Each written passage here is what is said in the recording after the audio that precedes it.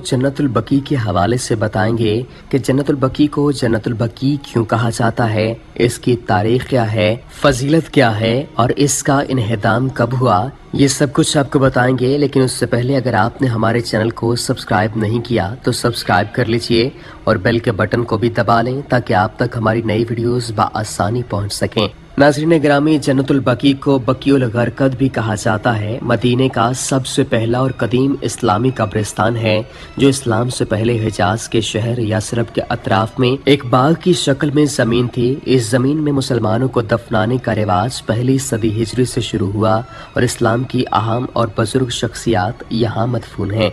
आयमा मासूमीन में से 4 और पैगम्बर अकरम सल्लल्लाहु अलैहि वसल्लम के रिश्तेदार यहाँ दफन होने वाले शुमार होते हैं। मुख्तलिफ हुक्मरानों के दौर में बकी मौरद तवज्जो रहा और इसमें मुख्तलिफ गुंबद और मकबरे बनाए गए, लेकिन बाद में हिजाज पर कब्जे के बाद वो सारे मिस्मार हुए। अब इस वक्त बकी में मस्जिद नबवी के नज़दीक ज़मीन के साथ बराबर करके बास पत्थरों पर कुछ लिखाई नजर आती है। अगर जन्नतुल बकी की तारीख की बात की जाए तो बकी का लफ्ज़ उसी वसी ज़मीन के लिए इस्तेमाल होता है जिसमें घास के मुख्तलिफ पौधे उगे हों। बकीउल ज़ुबैर, बकीउल खैल और बकीउल खबजबा यसरब के इन्हीं बागात में से थे। चुनांचे बकीउल गरकद भी इस जमीन को कहा जाता था, यानी जो गरकद के दरख्त के पौधे और दूसरी जड़ी बूटियों से ढका हुआ हो। इस्लाम के आने के बाद ये बाग मदीना के मुर्दों को दफनाने के लिए इस्तेमाल हुआ। मुसलमानों का कदीम तरीन कब्रिस्तान मस्जिद नबवी के करीब और शहर के अतराफ में था और सन 1269 में मदीना का नक्शा भी यही जाहिर करता है। लेकिन आजकल मस्जिद नबवी और कब्रिस्तान दोनों में तोसी आने की वजह से आपस में मुत्तसिल हो चुके हैं और मदीना शहर के दरमियान में करार पाए हैं।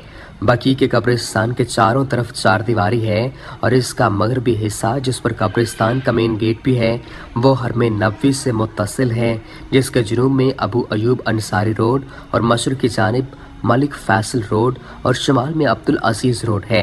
पहले इन सड़कों के कोई और नाम थे। इस कब्रिस्तान की फजीलत के बारे में मुतअद्दिद रिवायात नकल हुई हैं। यहाँ तक बाज़ किताबों में तो इसी के लिए एक मुकम्मल बाब मुख्तस किया गया है। एक रिवायत के मुताबिक बकी में मदफून अफराद के लिए मगफरत तलब करने पर पैगम्बर अकरम मामूर हुए और हज़रत सल्लल्लाहु अलैहि वसल्लम हर शब जुमा बकी जाकर वहाँ के मदफून अफराद के लिए दुआ करते थे। रसूलुल्लाह सल्लल्लाहु अलैहि वसल्लम से मनकूल एक रिवायत में आया है कि कल क़यामत के दिन 70,000 लोग नेक सिफ़ात के साथ बकी से मैशूर होंगे और जो लोग बकी में दफन हुए हैं उनको आप शफाअत की बशारत देंगे। बास अहादीस में आप सल्लल्लाहु अलैहि वसल्लम का बकी में हाजिर होने, कलमात, बास नमाजें जैसे नमाज इस्तिस्का और नमाज ईद का बकी में पढ़ने की हिकायत हुई है। एक और रिवायत के मुताबिक आप सल्लल्लाहु अलैहि वसल्लम अपनी उम्र के आखिरी साल असहाब के एक गिरोह के हमरा बकी गए और मुर्दों से खिताब करते हुए अपनी रहलत की खबर दी। बकी पर पैगम्बर करम सल्लल्लाहु अलैहि वसल्लम के ख़ानदान की ख़ास तवज्जो थी और वो लोग वहाँ ज़ियारत को जाते थे। हज़रत इमाम जाफ़र सादक फरमाते हैं कि रसूलुल्लाह सल्लल्लाहु अलैहि वसल्लम जनाब अकील के घर की जगह पर खड़े होकर बकी में मदफून मरहुमीन के लिए दुआ करते थे, जबकि बहुत सारे उलमा ने बकी की ज़ियारत के बारे में इस्तहबाब का फतवा दिया है। नाज़रीन ग्रामी, इस्लाम से पहले बकी नामी कोई कब्रिस्तान होने के बारे में कोई सनद या रिवायत नहीं मिलती। इस बारे में सबसे कदीमी अदबी असर अमर बिन नौमान अल बयासी का शेर है जो खजरज और अंसार के बारे में है, जिसमें 2 बाग बनामे अतीक जो मदीना से 10 मील के फासले पर वाक़ है और बकीउल गरकद के दरमियान दोस्तों को कत्ल करने के बारे में लिखा है। इब्न असीर ने भी यौमुल बकी के लफ्ज़ के ज़ैल में इस मकाम पर औस और खजरज की लड़ाई और औस वालों की कामयाबी का तज़किरा किया है। मदीना के यहूदी अपने मुर्दों को बकी के जुनूब मशरिक में हश कौकब नामी बाग में दफनाते थे। बकी में भेड़ बकरियां और ऊँट भी चराए जाते थे। اگر بات کریں ظہور اسلام اور خلافاء کے دور کی تو پیغمبر اکرم صلی اللہ علیہ وآلہ وسلم کی مدینہ ہجرت اور حکومت اسلامی کی بنیاد رکھنے کے بعد مسلمانوں کے لیے ایک قبرستان کی ضرورت تھی، اور یہ جگہ پیغمبر اکرم نے معین کی، خاص کر جب آپ صلی اللہ علیہ وآلہ وسلم نے مشرکوں کے قبرستان کو ختم کر کے مسجد نبوی بنائی۔ مہاجرین میں سب سے پہلے صحابی جو اس قبرستان میں مدفون ہوئے عثمان بن مظعون اور انصار میں سے اسد بن زرارہ خزرجی تھے۔ البتہ تاریخی روایات سے معلوم ہوتا ہے کہ اس باغ میں صرف مردے دفن نہیں ہوتے تھے، بلکہ بعض مہاجرین نے وہاں پر گھر بنایا تھا۔ بعد میں وہ جگہ بعض شخصیات یا خاندان کے افراد کو دفن کرنے سے مختص ہوئی۔ کہا جاتا ہے کہ اس زمین کو پیغمبر اکرم نے لوگوں کو گھر بنانے کے لیے تقسیم کیا تھا۔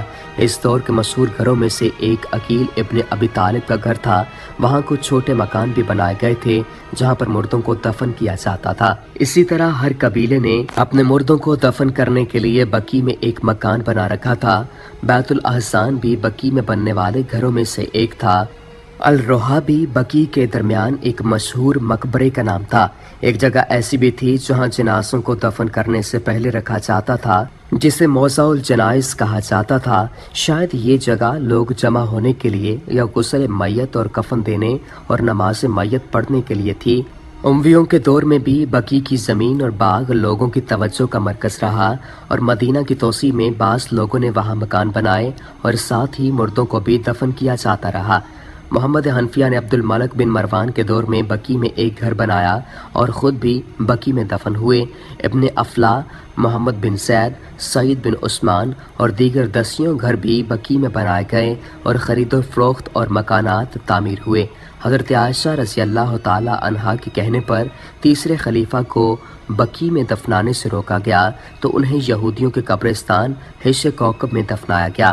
مدینہ کے والی مروان بن حکم کے دور میں حش کوکب اور بقیع کے درمیان دیوار ہٹائی گئی اور پیغمبر اکرم صلی اللہ علیہ وآلہ وسلم کے ہاتھ سے حضرت عثمان بن مظعون کی قبر بھی نصب شدہ تختی کو وہاں سے عثمان بن عفان کی قبر پر منتقل کر دیا گیا۔ جنت البقیع اور بنی عباس کے دور کی بات کی جائے تو پیغمبر اکرم صلی اللہ علیہ وآلہ وسلم کے چچا عباس بن عبد المطلب کا عقیل کے گھر دفن ہونے اور اسی طرح امام حسن علیہ السلام، امام سجاد اور امام باقر کے بھی وہاں پر دفن ہونے کی وجہ سے بنی عباس نے بنی امیہ کی سیاست کی مخالفت میں اور الویوں خاص کر بنی حسین کو اپنی طرف کرنے کی خاطر اس مقام پر مقبرہ تعمیر کیا اور اسے مسجد اور زیارت گاہ قرار دیا۔ مشہور ہے کہ اس بارگاہ کو بنانے میں ہارون الرشید کا بھی کردار رہا، لیکن تاریخی روایات سے معلوم ہوتا ہے کہ ائمہ بقیع کے مقبرے کی مرمت سلجوکیوں کے دور میں شروع ہوئی۔ جنت البقیع اور علی خانیوں کا دور 654 تا 750 ہجری کا ہے۔ مشہور سیاح ابن بطوطہ نے 8ویں صدی ہجری کے وسط میں جو کچھ دیکھا وہ یوں تھا: مالک بن انس کی قبر پر چھوٹا سا گنبد تھا، ابراہیم بن محمد پر سفید رنگ کا گنبد تھا، ازواج رسول، امام حسن اور عباس بن عبد المطلب کے مقبروں پر اونچا اور نہایت مستحکم گنبد تعمیر ہوا تھا۔ خلیفہ ثالث کی قبر پر بھی اونچا گنبد تھا اور ان کے قریب ہی فاطمہ بنت اسد کی قبر پر بھی گنبد تھا۔ اور اگر بات کریں جنت البقیع اور عثمانی دور حکومت کی جو کہ 698 تا 1337 ہجری تک رہا، خاندان قاجار کے شہزادے فرحات مرزا نے سن 1914 عیسوی میں اور محمد حسین خان فراہانی نے 1924 عیسوی میں بقیع کے اپنے مشاہدات یوں بیان کیے ہیں: ایک گنبد 4 ائمہ اور عباس کی قبروں میں موجود تھا اور ریشمی کپڑے کی چادر جس پر سونے اور چاندی کی زرتاروں سے برجستہ پھولوں کے نقش بنے ہوئے تھے حضرت فاطمہ سے منسوب قبر پر چڑھی ہوئی تھی۔ یہ چادر عثمان بادشاہ سلطان احمد عثمانی نے سن 1131 ہجری میں بطور ہدیہ بھجوائی تھی۔ ایک قبہ رسول اللہ کی بیٹیوں کی قبروں پر بنا ہوا تھا، ایک گنبد ازواج رسول کی قبروں پر اور کئی دوسرے مقبرے تھے۔ بقیع مشرقی دنیا کے حقیر ترین قبرستان کی شکل اختیار کر گیا ہے۔ یہ قبرستان احد میں مقبرہ حمزہ یا قباء کے مقام پر اسلام کی پہلی مسجد قباء کی طرح مقدس ہے اور ان مقامات مقدسہ میں شمار ہوتا ہے جن کی زیارت کو حجاج اپنے عبادی اعمال میں شمار کرتے ہیں۔ جنت البقیع کے موجودہ حدود کی بات کریں تو حالیہ برسوں شہر میں توسیعی منصوبوں کی وجہ سے بقیع مدینہ کے مرکز میں قرار پایا ہے۔ نیز مسجد نبوی کی بھی توسیع کی وجہ سے مسجد اور قبرستان کے درمیان صرف ایک سڑک حائل رہ گئی ہے۔ تاریخی شواہد کی بنا پر بقیع کے مزارات اور بیت الاحسان سمیت کئی دوسرے قبور پر بنی ہوئی بارگاہیں سن 1297 ہجری تک موجود تھیں، اور قبرستان بقیع کی پہلی تخریب اور فسادات کے بعد ان بارگاہوں کو سن 1234 ہجری میں سلطنت عثمانیہ کے بادشاہ محمود دوم کے حکم سے دوبارہ تعمیر کیا گیا۔